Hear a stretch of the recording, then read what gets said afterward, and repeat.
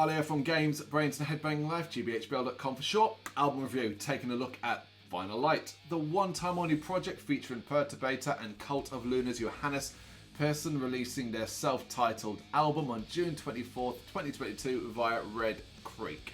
This was a funny one.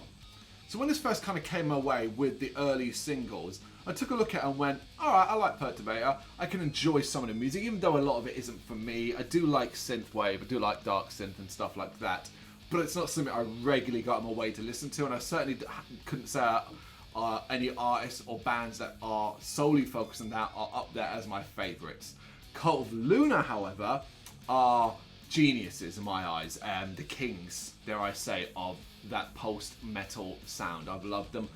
Everything they've done to date, including the collaborations, the Julie Christmas stuff is some of the best music I've ever heard, and Cult of Luna live as well. What an absolute sight they are.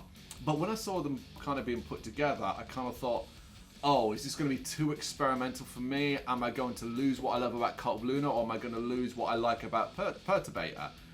So I kind of went in with trepidation. First thing comes out, I'm like, hey, this is pretty good. It's very, very heavy. It's still focused on that side of things. Very, very interesting. So when the opportunity came to review the album, came my way, I was kind of like, right, I'm going to do this. I'm going to give this a right good go. Because I think based off the singles I heard, based off what I know of the artists, and based off the talents involved, this could actually work. I'm very excited to talk to you about this one.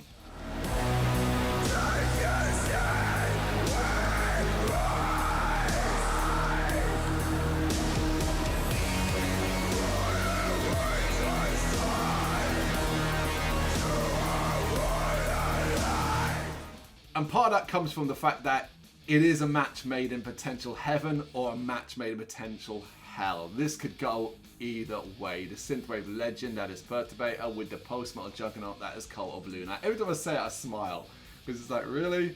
And it's not something any of us, I think, could have expected to see in 2022. But shit, look at the last few years. Who knows anymore? Here we are. This is what we're getting. But the question is, who does this actually appeal to? Is the heaviness and intensity of Cult of Luna going to put off Perturbator fans? Or will that infusion of electric, eccentric and erratic synthwave put off fans of the post-metal maestros? You see, that's a bit of a problem there. And I'll be honest, Cult of Luna fans probably shouldn't be surprised to see this sort of collaboration. As I kind of said at the start of this video, this is not their first rodeo. They've had some unexpected and highly impressive releases working with the likes of Julie Christmas and Colin Stetson, amongst many, many more. Likewise, I don't think Perturbator fans shouldn't be too surprised to hear such heavy music coming from within, as this is not the first foray into metal either. Perturbator has always been a bit experimental and certainly been going that way more and more in the last couple of years. But I think what's going to surprise both sets of fans is just how interesting and unique this collaboration has turned out to be.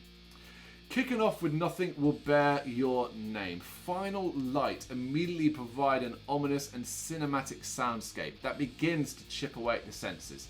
It seems to be all this track has to offer, but then around the middle it drifts away and then erupts with the guttural fury of Johannes Persson's vocals and a more intense level of synth. Wow, talk about what a way to announce yourself to the world. Perfectly placed. Such a fantastic introduction to this album. In the Void, it's an apt title, as the haunting sound it introduces, it is akin to flowing in nothingness. Hold on for your life though, as a breeze block of industrial heaviness is about to be attached to your ankles. Something that has you plummeting into the darkness below. Your screams are soundless, your fall is endless. This is how this track makes you feel. Those are scripted words. That's where this track set my imagination flowing.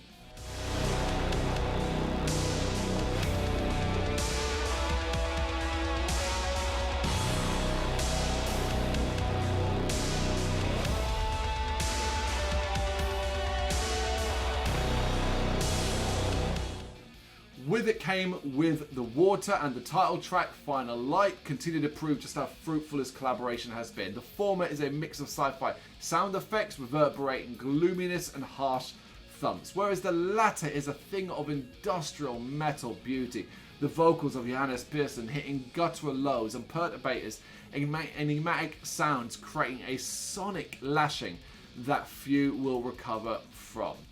Then we get a touch of light in the darkness, the flicker growing in strength on the track, The Fall of a Giant. However, because, this album, as the echo of a guitar rings out, the sense of foreboding starts to grow. Things turn eerie, the tempo shifts, but the heaviness is a bit understated as the track then takes on a deliciously twisted gothic tone. I was stunned by that bit.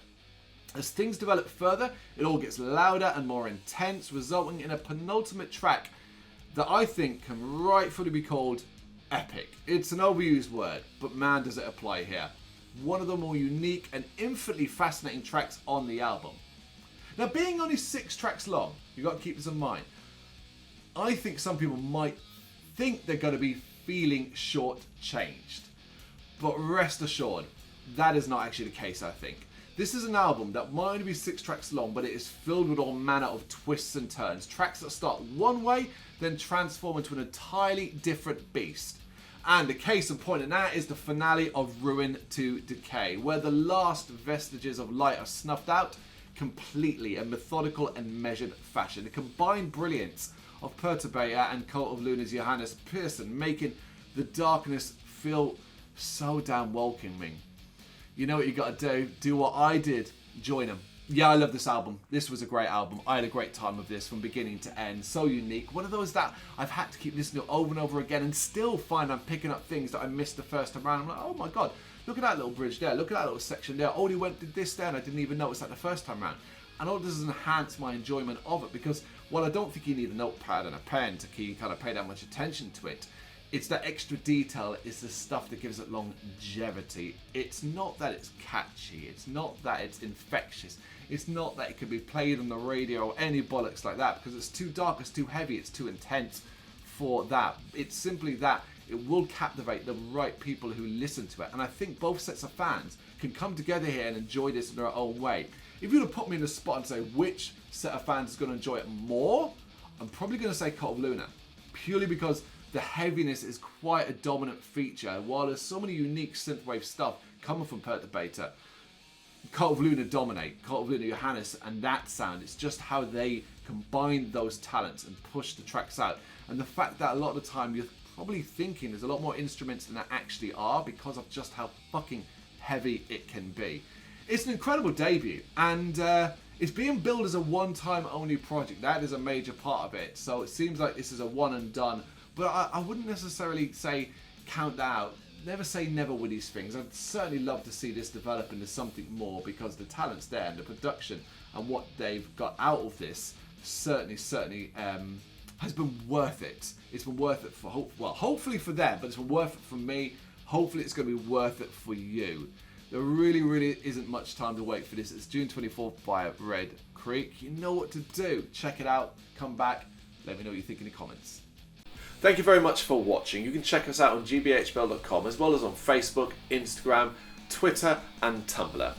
Go to Patreon to help us out over there. That's patreon.com/gbhbl as well as Big Cartel where you can find some of our merchandise. We have a podcast running on SoundCloud and Apple Podcasts. And of course, if you like this video, do us a favour, hit the subscribe button and help the channel grow. Games, horror and heavy metal. What else is life for?